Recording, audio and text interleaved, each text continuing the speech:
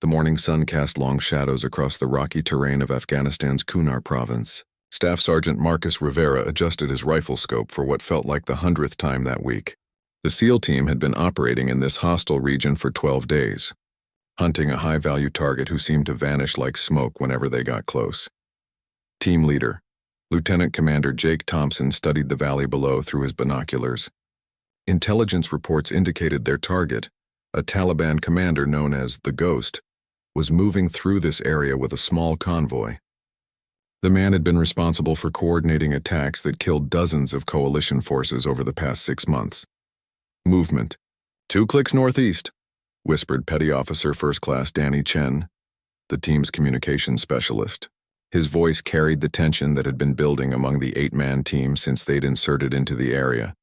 Thompson lowered his binoculars and looked at his men. They were all experienced operators handpicked for this mission. But something felt different today. The enemy seemed to know their every move, as if someone was feeding them information about SEAL positions and tactics. Rivera had been the team's designated marksman for 3 years. His record was flawless. 47 confirmed kills, all clean shots that had saved countless American lives. But lately, something was eating at him. The stress of constant deployments, the weight of taking lives, and the isolation from his family back in California had begun to take its toll. "Contact front," came the sharp whisper from Petty Officer Second Class Mike Rodriguez, who was positioned at the team's forward observation post, 5 tangos approximately 800 meters, moving east along the ridgeline. Thompson immediately signaled for the team to take defensive positions. This was it, their chance to finally corner the Ghost. But as he looked around, he noticed something that made his blood run cold. Rivera's position was empty. The sniper's rifle lay exactly where it should be, his pack and equipment undisturbed. But Marcus Rivera was nowhere to be seen.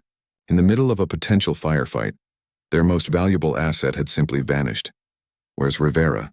Thompson hissed into his radio, trying to keep his voice calm despite the panic rising in his chest. The responses came back negative from all positions. Nobody had seen the marksman leave his post. One moment he was there, adjusting his scope and monitoring the valley. The next moment he was gone without a trace.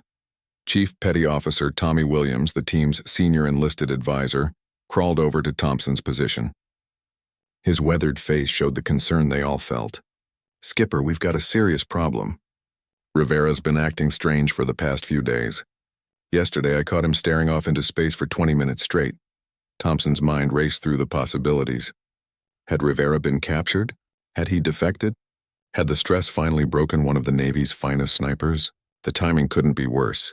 They were about to engage a high-value target and their precision shooter had disappeared. "Movement in the valley is picking up," reported Rodriguez. "Looks like they're setting up some kind of checkpoint.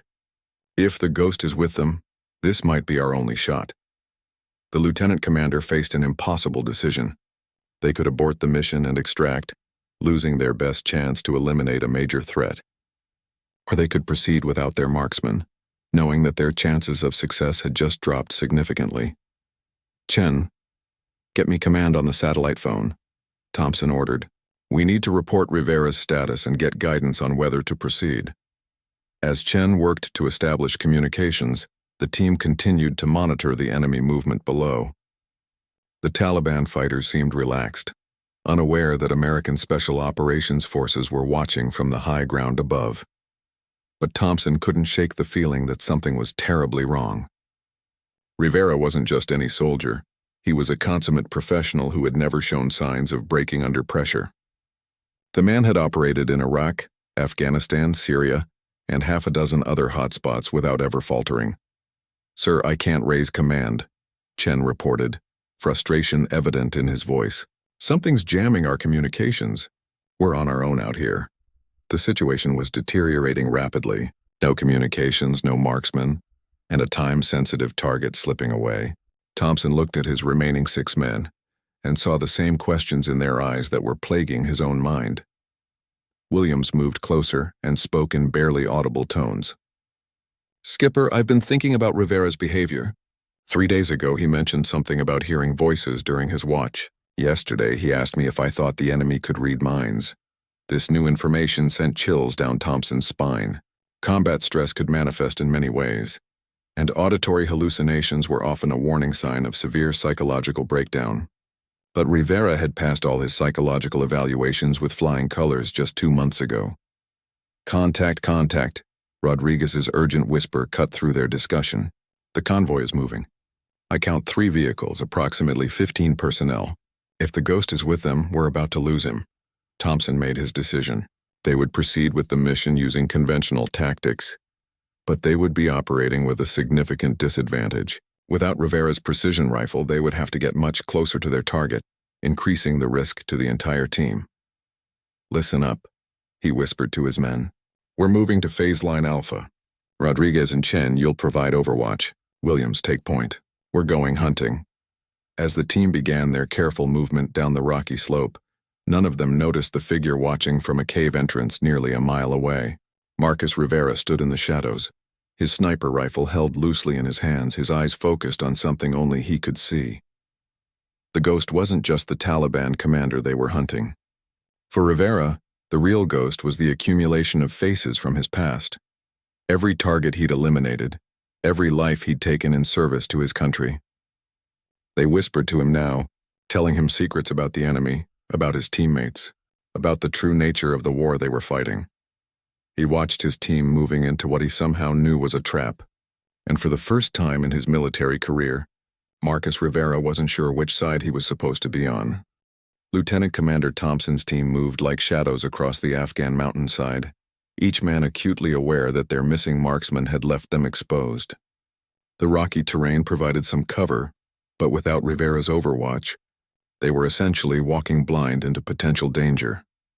Petty Officer Rodriguez maintained his position on the ridge, scanning the convoy below through his scope. The 3 vehicles had stopped near a small village, and armed men were setting up what appeared to be a temporary command post. Through his magnified optics, he could see a man in traditional Afghan dress directing the others with obvious authority.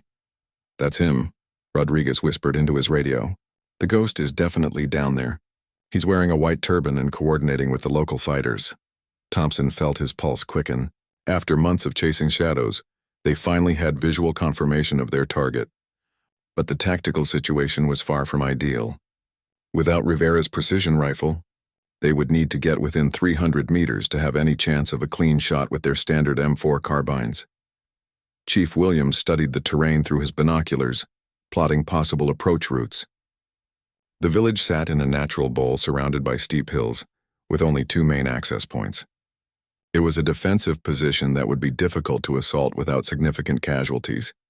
Skipper, I'm seeing at least 20 fighters down there, Williams reported. If we go in loud, we're going to have a real fight on our hands.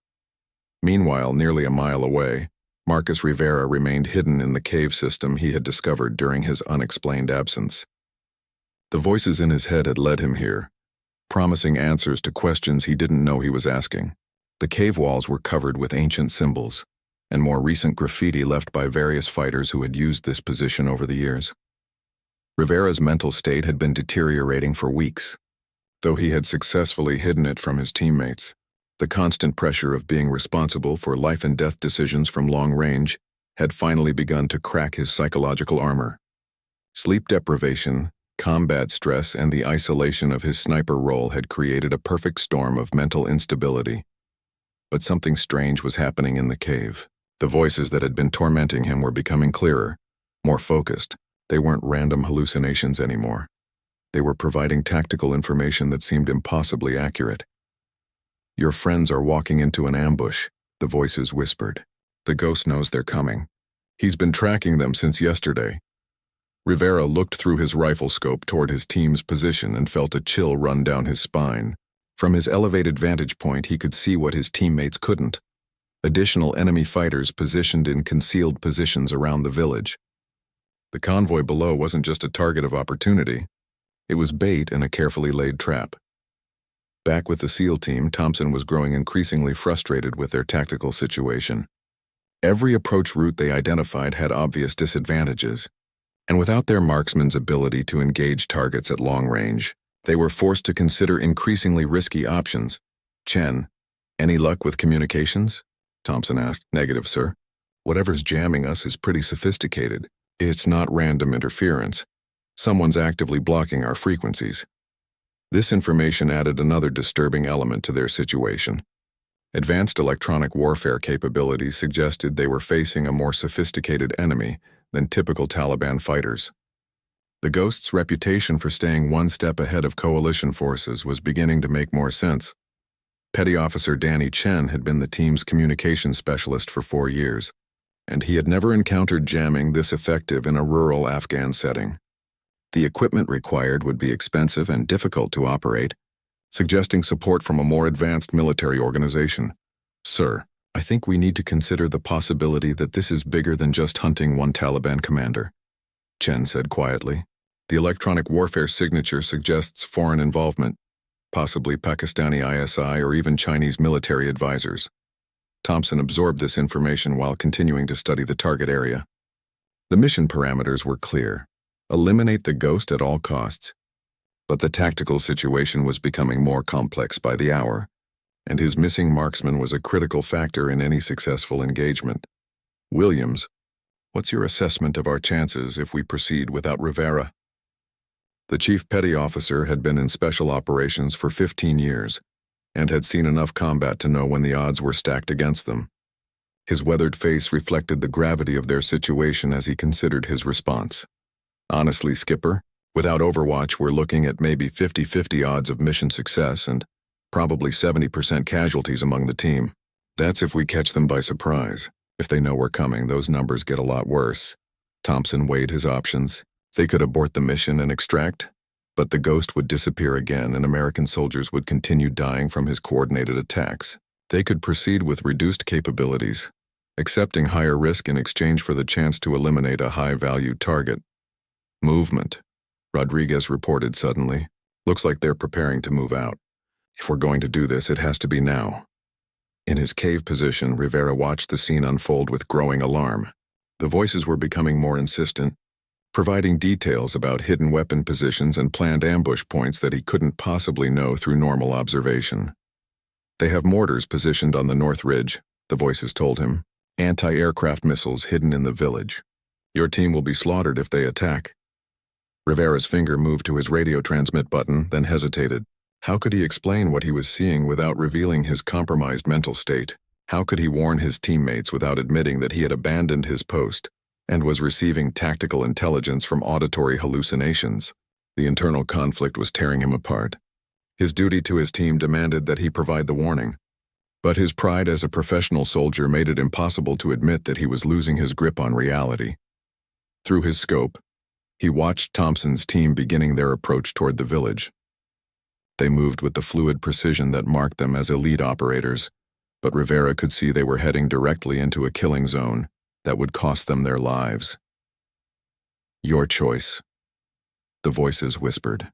"Save your brothers or maintain your secrets. You cannot do both."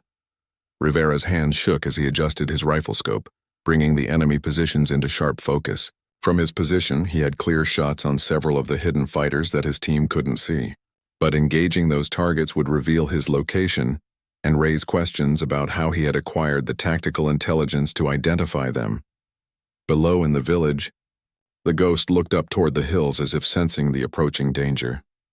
He spoke briefly to his subordinates, and Rivera watched through his scope as the enemy fighters began moving to predetermined positions with the practiced efficiency of a well-rehearsed plan.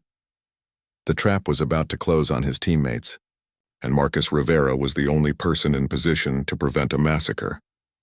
But doing so would require him to trust the voices in his head and take action that would fundamentally change his relationship with his team forever.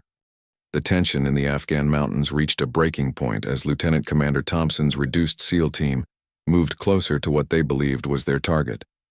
Unknown to them, they were walking directly into a sophisticated ambush that would likely result in total casualties. Marcus Rivera remained hidden in his cave position, watching through his rifle scope as his teammates advanced toward certain death. The voices in his head had become a constant stream of tactical information, providing details about enemy positions that would be impossible to know through normal reconnaissance. "Mortar team, grid 347521 ready to fire on your friends," the voices whispered with crystal clarity. "Machine gun nest concealed behind the false wall of the second building. Sniper, 400 meters north of the village already has your leader in his crosshairs. Rivera's hands trembled as he adjusted his scope settings. The internal conflict was overwhelming. His duty to his team versus his fear of revealing his deteriorating mental state. But as he watched Thompson approach the kill zone, his loyalty to his brothers finally overcame his pride. Viper 6. This is Viper 7, Rivera whispered into his radio, using his call sign for the first time in hours. Break contact immediately. You are walking into a prepared ambush. The relief in Thompson's voice was evident even through the static-filled radio transmission. Viper 7, where have you been? What's your position? No time to explain. Enemy mortar team preparing to fire. Grid 347-5221. Machine gun position in second building from the north. Sniper on the ridge at your 10 o'clock, 400 meters. Thompson immediately signaled his team to take cover. Years of operating together had built implicit trust. And despite Rivera's mysterious disappearance, the team leader didn't hesitate to act on the intelligence. Viper 7, how are you getting this information? Thompson demanded as his team scrambled for defensive positions. Rivera studied the enemy positions through his scope, watching as the Ghost's fighters prepared to spring their trap. The mortar team was already adjusting their tubes to target the area where the SEALs had been heading. The hidden sniper was tracking Thompson's movement with professional precision.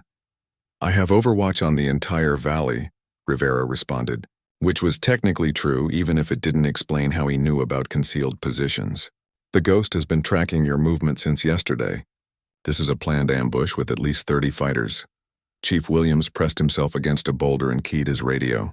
Viper 7, we need immediate fire support on those positions. Can you engage? Through his scope, Rivera could see the enemy sniper acquiring a target on one of his teammates. The man's finger was moving to the trigger, and in seconds, Petty Officer Chen would be dead. Rivera's own finger found his trigger as muscle memory and training overcame his psychological turmoil. The rifle bucked against his shoulder, and through his scope, he watched the enemy sniper's head explode in a cloud of pink mist. The man toppled backward from his concealed position, his weapon clattering down the rocky slope.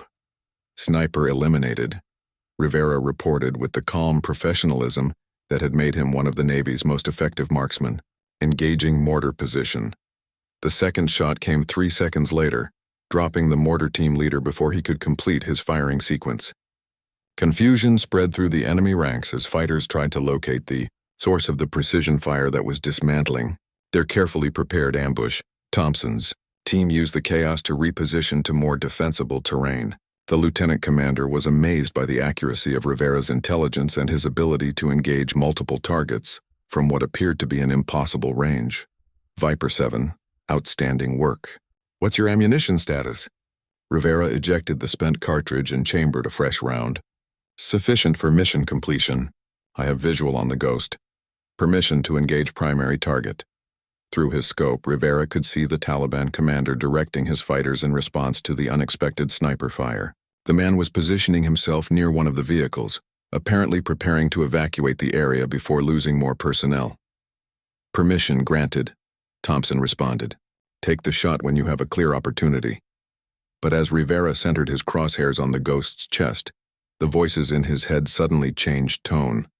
Instead of providing tactical intelligence, they began offering a different perspective on the man in his sights. He has a family, the voices whispered. 3 daughters and a wife. He fights because foreign soldiers occupy his homeland. Is he evil, or is he just a man defending his country from invaders? Rivera's finger hesitated on the trigger. This wasn't the first time he had questioned the morality of his actions, but the voices were making the internal conflict impossible to ignore. Every person he had killed through his scope had been a human being with relationships, dreams, and reasons for fighting. Viper 7, do you have the shot? Thompson's voice crackled through the radio. The Ghost moved toward his vehicle and Rivera tracked him through the scope. At this range, with perfect weather conditions and a stable shooting position, the shot was almost guaranteed. One squeeze of the trigger would eliminate a high-value target and save countless American lives. But the voices continued their psychological assault. How many fathers have you killed? How many sons will never return home because of your actions? When does a soldier become a murderer? Rivera's breathing became irregular, and sweat beaded on his forehead despite the cool mountain air. The psychological pressure that had been building for months was reaching a critical point, manifesting in this moment of ultimate decision. "He's moving to the vehicle," Rodriguez reported from his overwatch position. "If he gets mobile, we'll lose him." Rivera's crosshairs remained centered on the ghost's torso. The man was completely unaware that death was focused on him from nearly a mile away. One bullet would end the threat he represented, but it would also add another face to the collection of ghosts that haunted Rivera's nightmares. "Viper 7, take the shot," Thompson ordered with growing urgency. Rivera's finger moved to the trigger, then stopped.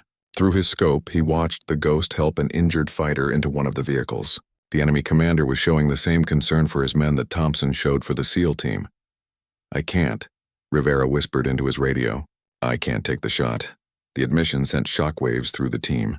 In 3 years of operations, Marcus Rivera had never hesitated to engage an authorized target. His refusal to fire represented a fundamental breakdown in the chain of command and the mission's primary objective. "Viper 7, explain your status," Thompson demanded. Rivera watched the ghost's convoy begin moving away from the village, carrying the high-value target beyond the range of effective engagement.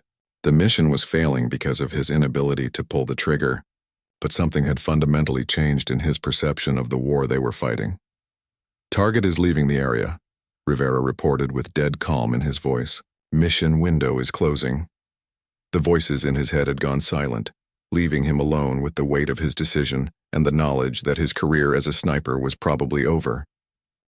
The convoy carrying the ghost disappeared into the winding mountain roads, leaving behind a village full of confused and demoralized fighters. Lieutenant Commander Thompson's team remained in defensive positions, trying to process what had just happened with their missing marksman. "Viper 7, we need you to return to base position immediately," Thompson ordered, his voice carrying a mixture of relief and concern. "We're extracting in 30 minutes. Rivera remained silent in his cave hideout, staring through his rifle scope at the now empty village below. The voices in his head had returned, but they were different now, softer, more understanding, less demanding. They seemed to approve of his decision not to kill the ghost. "You chose compassion over duty," they whispered. "Perhaps that makes you more human, not less of a soldier." The psychological weight of 3 years of combat operations was crushing down on Rivera like an avalanche. Every confirmed kill, every successful mission, every moment of precision violence had been building toward this breakdown. The man who had been one of the Navy's most effective snipers was discovering that his conscience had limits. Chief Williams monitored the village through his binoculars, watching as the remaining enemy fighters began abandoning their positions. Without their leader and facing an unknown sniper threat, they had lost the will to continue their planned ambush. "Looks like they're bugging out," Williams reported. "Whatever spooked them, it worked in our favor." Thompson was less concerned about the immediate tactical situation than he was about Rivera's mental state. In 15 years of special operations, he had seen combat stress manifest in many ways, but never quite like this. A sniper who could accurately identify enemy positions from impossible ranges, but couldn't pull the trigger on an authorized target, represented a new category of problem. "Chen, any word on our extraction timeline?" Thompson asked. "Still no communications with command, sir. Whatever's jamming us is still active, but I think I can get us to the primary extraction point using GPS navigation." Rivera finally keyed his radio. "Viper 6, this is Viper 7. I need to brief you on my tactical observations before we extract. There are things about this mission that don't add up." "Roger that. Return to base position and we'll debrief during movement to extraction." But Rivera wasn't moving toward his team's position. Instead, he was studying the cave around him with new interest. The ancient symbols on the walls seemed to pulse with meaning, and scattered among them were more recent additions: maps, names, dates, and what appeared to be intelligence reports written in multiple languages. This isn't just a cave, Rivera realized. This is an intelligence collection point. The documents scattered around the cave told a story that contradicted everything the SEAL team had been told about their mission. Maps showed coalition troop movements from the past 6 months. Personnel files contained detailed information about special operations teams, including photographs and psychological profiles. Rivera's hands shook as he examined a folder with his own photograph paper clipped to a psychological evaluation that was disturbingly accurate. The report detailed his increasing combat stress, his declining performance metrics, and a prediction that he would experience a psychological breakdown within 2 weeks of the date written on the document. They knew, Rivera whispered to himself. They knew I was breaking down before I did. The voices in his head responded with what sounded like satisfaction. Now you understand. This mission was never about capturing the ghost. It was about breaking you. Rivera's radio crackled with Thompson's increasingly urgent transmissions. Viper 7, respond to radio check. We need your position for extraction coordination. Viper 6, you need to hear this, Rivera finally responded. Our mission has been compromised from the beginning. The enemy has detailed intelligence on our team, including psychological profiles and operational patterns. Thompson felt his blood run cold. If Rivera was correct, it meant their operations had been penetrated at the highest levels. But it also raised questions about Rivera's own mental state and the reliability of his observations. Viper 7, are you saying you found enemy intelligence materials? Affirmative. I'm looking at our team photos, psychological evaluations, and mission briefings. They've been studying us for months, waiting for the right moment to exploit our weaknesses. Chief Williams exchanged glances with Thompson. The scenario Rivera was describing would explain many of the unusual aspects of their recent operations. The sophisticated electronic warfare, the perfectly positioned ambush, and the Ghost's ability to stay one step ahead of coalition forces. Viper 7, secure any documents you can carry and return to base position. We need to get this information to intelligence analysts immediately. But Rivera was discovering something even more disturbing in the cave documents. Among the papers was a detailed analysis of his sniper capabilities, including a psychological evaluation that predicted his mental breakdown with disturbing accuracy. The report concluded that his moral conscience would eventually override his military training, making him unreliable for precision elimination missions. They wanted me to break, Rivera realized. The whole mission was designed to push me past my psychological limits. The voices in his head confirmed his suspicions. You were the real target, not the ghost. They needed to neutralize the most effective sniper in the region without killing him. Breaking his mind was more efficient than breaking his body. Rivera's hands moved over the documents with growing horror.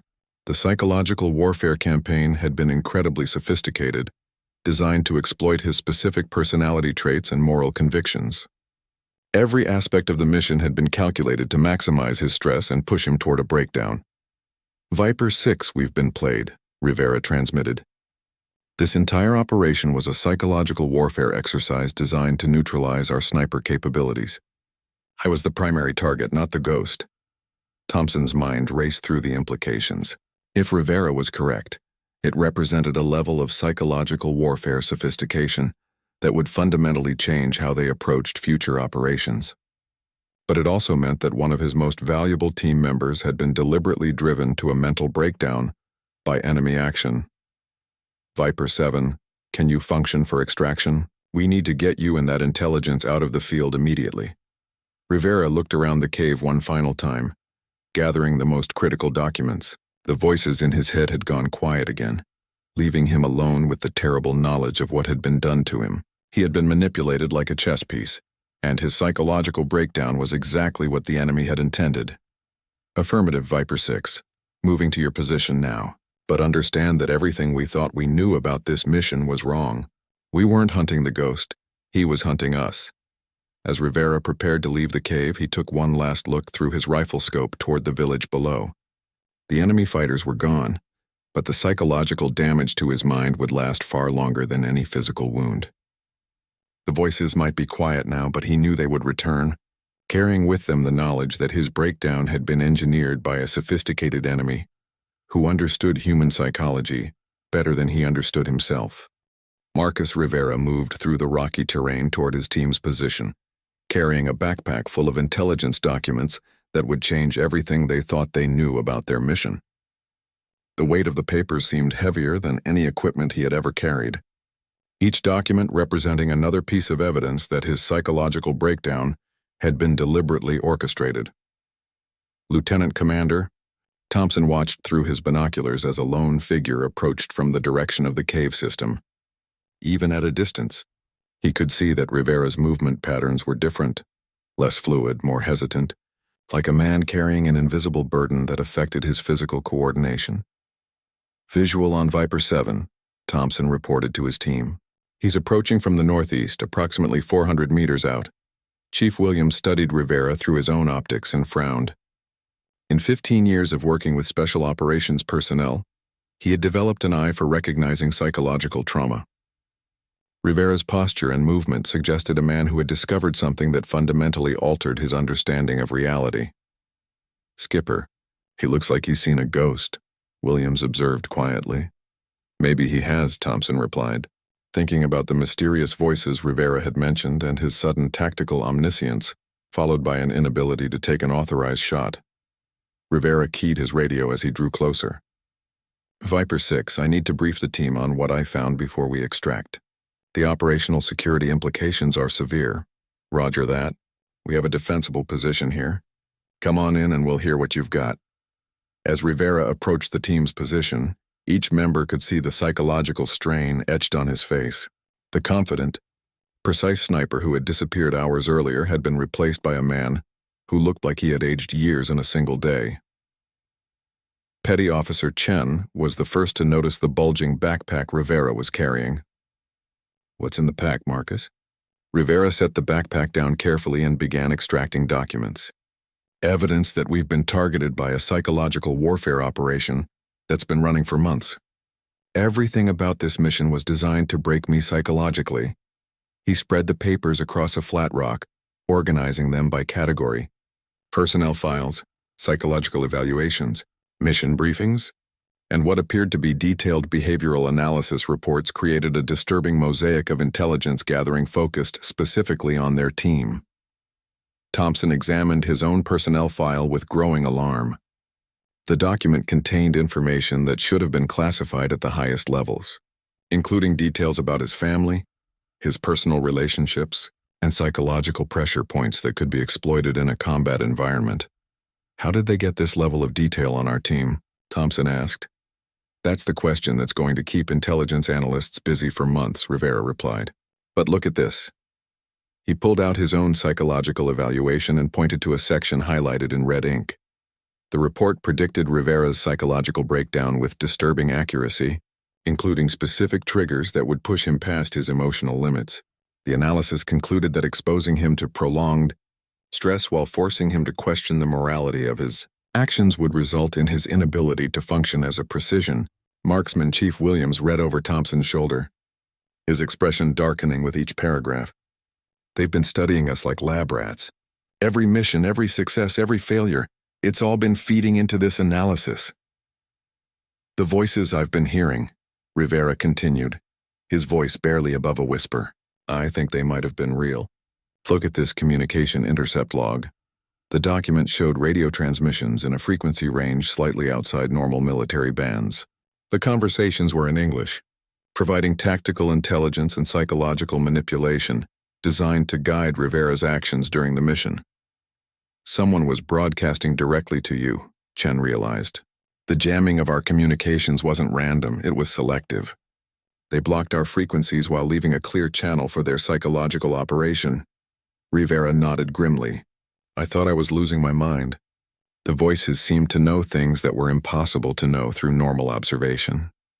But they weren't hallucinations. They were enemy transmissions using psychological warfare techniques. Thompson studied the communication logs with growing understanding. The sophisticated nature of the operation suggested resources and expertise far beyond typical Taliban capabilities. This was the work of a professional intelligence organization with advanced psychological warfare training. "The Ghost," Rivera continued, "isn't just a Taliban commander. He's a trained intelligence operative, probably with connections to foreign intelligence services. This whole region is a testing ground for psychological warfare techniques designed to neutralize special operations capabilities." Petty Officer Rodriguez had been monitoring the valley below during the briefing, and he suddenly tensed. "Sir, we've got movement. Multiple vehicles approaching from the south, approximately 2 kilometers out." Thompson grabbed his binoculars and studied the approaching convoy. 3 vehicles moving in tactical formation, with personnel visible in the back of pickup trucks. But something was different about this group. Their equipment and movement patterns suggested a higher level of training than typical insurgent forces. "That's not a random patrol," Williams observed. "They're moving with purpose, like they know exactly where we are." Rivera examined the convoy through his rifle scope, and a chill ran down his spine. Among the personnel in the lead vehicle, he recognized the man who had been directing the ambush in the village, the Ghost himself. "He's coming for us," Rivera said quietly. "The psychological operation isn't finished. Breaking me was just the first phase." Thompson made rapid calculations about their tactical situation. They were 8 hours from their planned extraction point. Their communications were still jammed, and they were facing an enemy force that seemed to know their every move. "Options?" Thompson asked his team. "We could try to evade," Chen suggested. "Move to alternate extraction coordinates and hope we can re-establish communications. Or we could finish what we came here to do," Williams countered. "Take the fight to them before they get close enough to pin us down." Rivera studied the approaching convoy through his scope, his finger resting lightly on the trigger. The psychological warfare had been designed to break him, but discovering the truth about the operation had paradoxically restored some of his confidence. "I can take the shot from here," Rivera said quietly. "The Ghost is in the lead vehicle passenger seat. Range is 200 meters, but conditions are favorable." Thompson looked at his marksman with surprise. Hours earlier, Rivera had been unable to pull the trigger on an authorized target. Now he was volunteering to engage at extreme range against a moving target. "What changed?" Thompson asked. Rivera adjusted his scope settings with the mechanical precision that had made him one of the Navy's finest snipers. "I understand the game now. They wanted to break me by making me question the morality of what I do. But they made a mistake. They showed me that this isn't about killing people. It's about protecting my brothers." The approaching convoy was moving steadily closer, and the Ghost was clearly visible through Rivera's magnified optics. The enemy commander was studying the hills through his own binoculars, searching for the SEAL team he knew was somewhere in the area. "Your call, Skipper," Rivera said, his voice calm and professional. "But if we're going to do this, it has to be now. Once they get within 800 meters, our tactical advantage disappears." Thompson studied his marksman's face, looking for any sign of the psychological instability that had characterized his earlier behavior. What he saw was a man who had been through psychological hell and emerged with a clearer understanding of his purpose. "Take the shot," Thompson ordered. Rivera's finger moved to the trigger as he steadied his breathing. The psychological warfare had been designed to break him, but instead it had taught him something important about the nature of his calling. He wasn't a killer. He was a protector, and the man in his crosshairs represented a threat to everything he had sworn to defend. The mountain air was perfectly still as Marcus Rivera steadied his breathing and aligned his crosshairs on the lead vehicle approaching their position.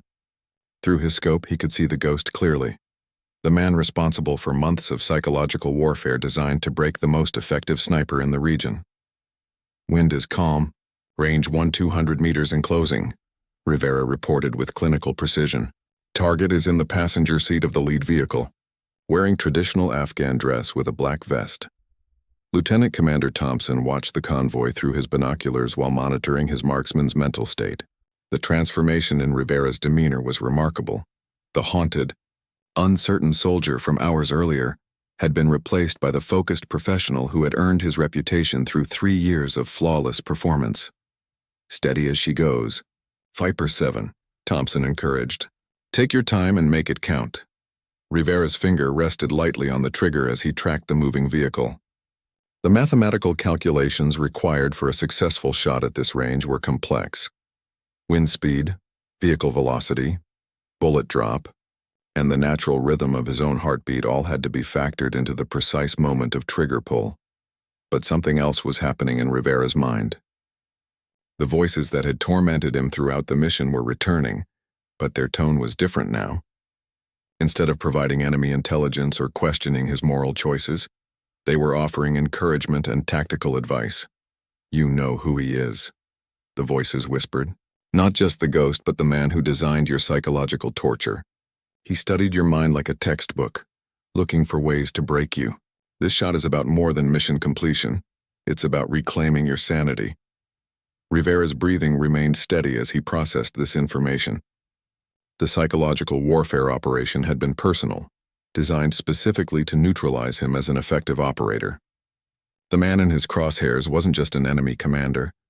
He was the architect of a deliberate campaign to destroy Rivera's mental health.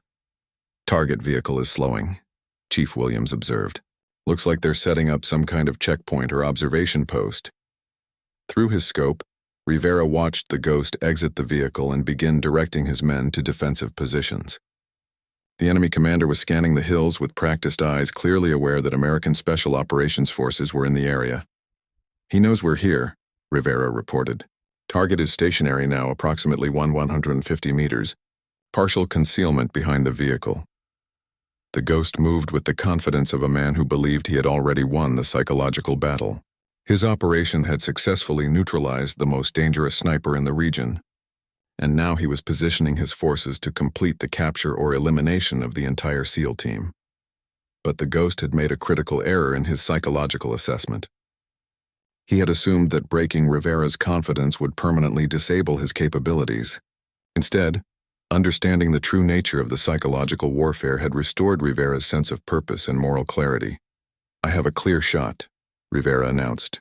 "Target is exposed from the waist up, wind is minimal, conditions are optimal." Thompson studied the tactical situation.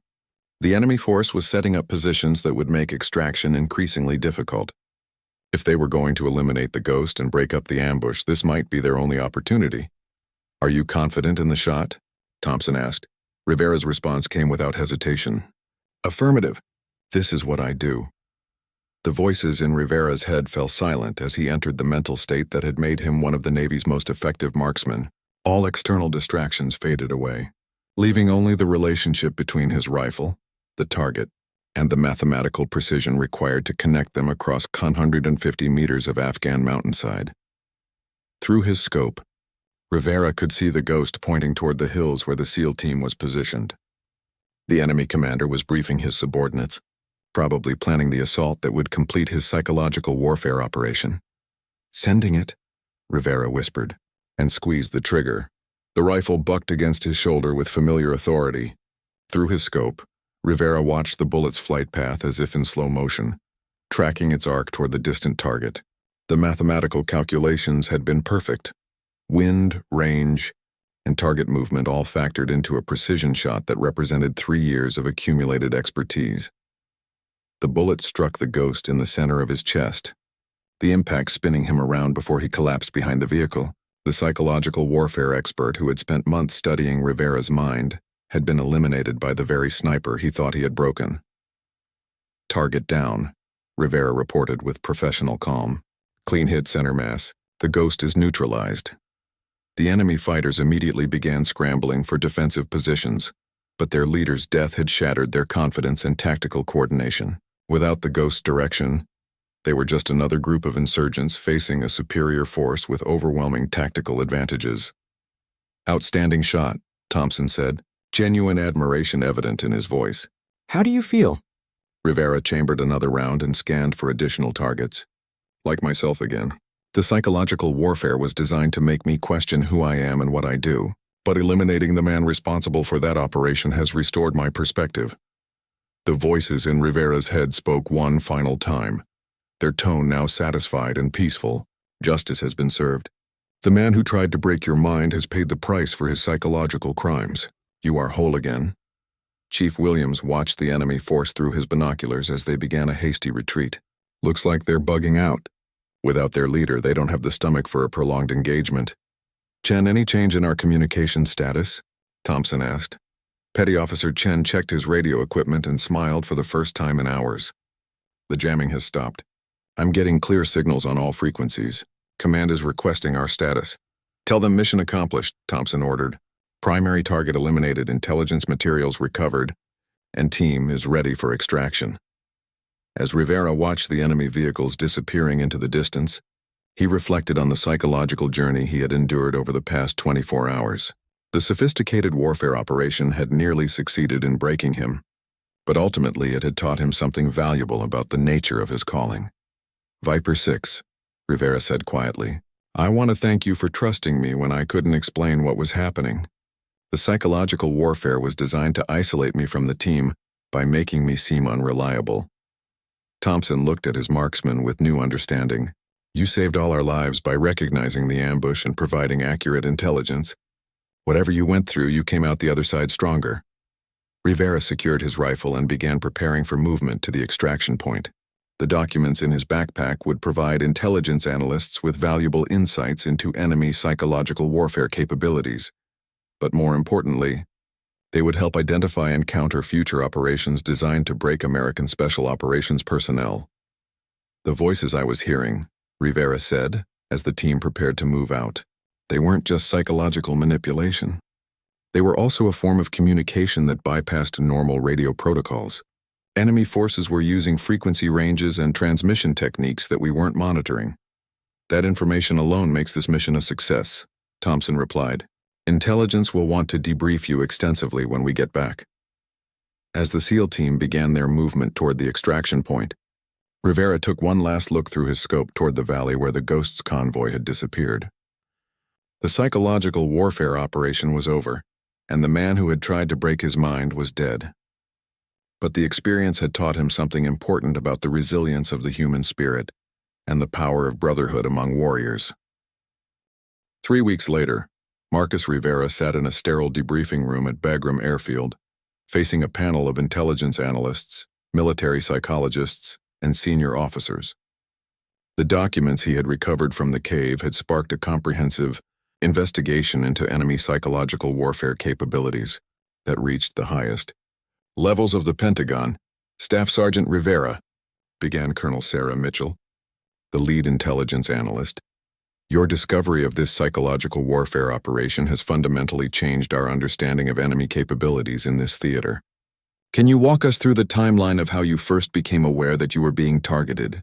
Rivera had spent weeks preparing for this moment, organizing his thoughts and trying to separate genuine psychological manipulation from his own combat stress reactions.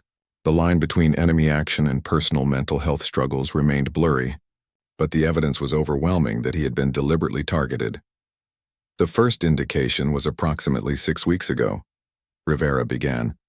I started experiencing what I thought were auditory hallucinations during night watch duties. Voices providing tactical intelligence that seemed impossible to know through normal observation. Dr. James Patterson, the military psychologist assigned to Rivera's case, leaned forward with interest. Can you describe the nature of these voices? Were they threatening, commanding, or informational?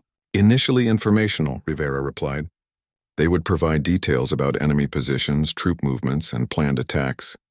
The intelligence was always accurate, which is why I didn't immediately recognize it as external manipulation.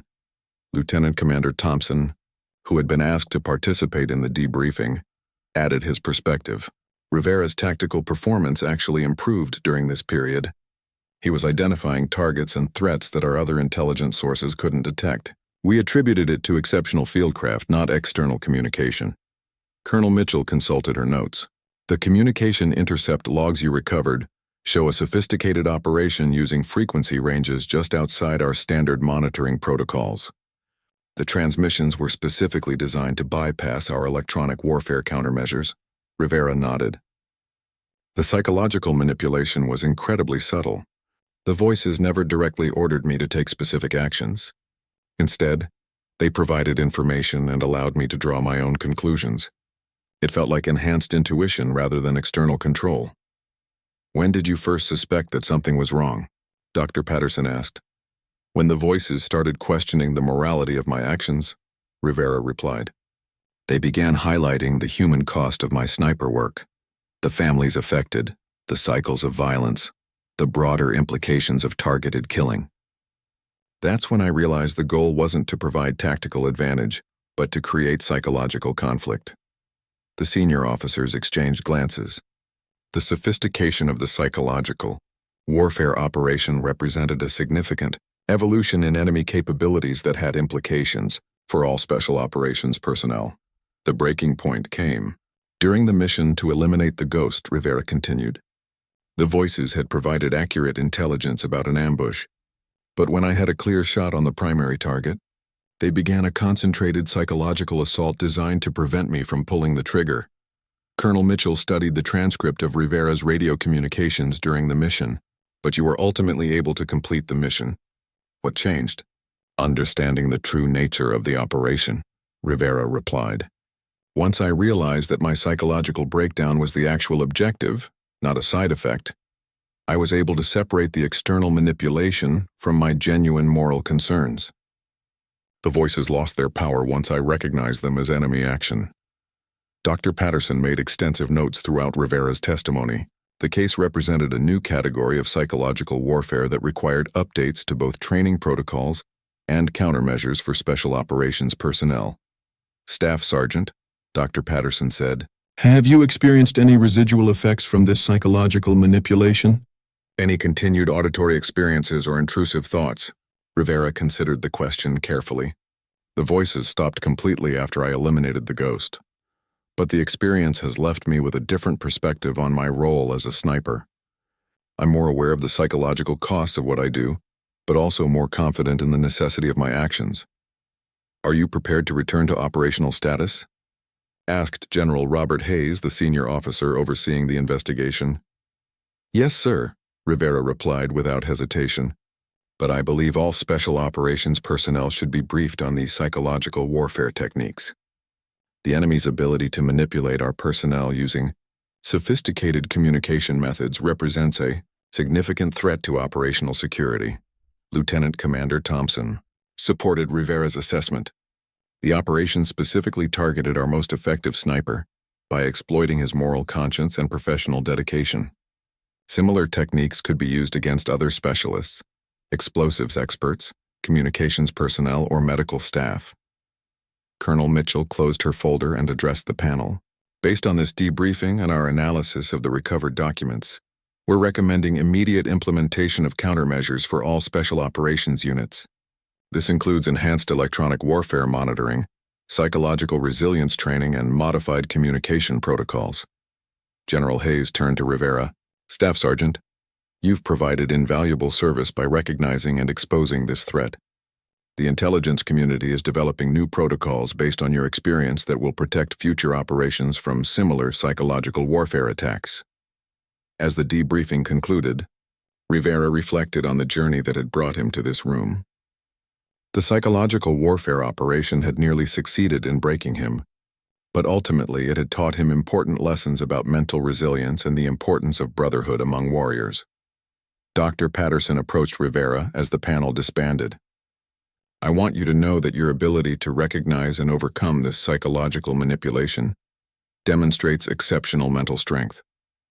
The techniques used against you were sophisticated enough to break most people.